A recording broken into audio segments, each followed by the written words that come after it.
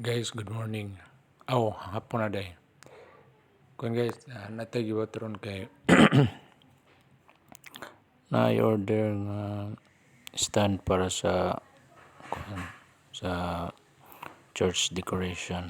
So kailangan ta mag-welding guys para magamit. Pwede pod parintahan. So atong i-welding ron guys. Kung ano lang god, lingaw-lingaw. Kuha mo tay kuan pod karon god. Wala po lingaw, so muna atong hinahinayan lang. Hinahinay jud guys kay basi mo disgrasya ta simba ko lang. So more on cutting ko karon, pigado kay sa oras. So hinahinay lang guys.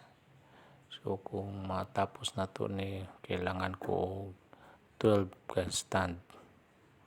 Then naapak ko'y kulang pa din na 3 lamesa.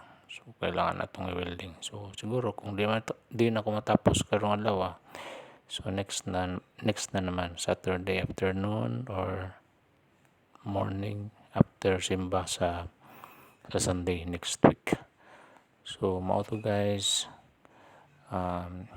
willing lang, keep safe lang jud kay basta mga hot works na ang disgrasya, kailangan ang PPE jud, personal protective equipment.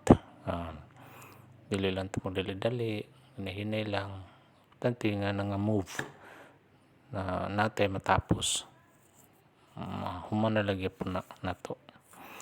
So thank you guys and God bless. Magpa-music sa ta. Bye bye.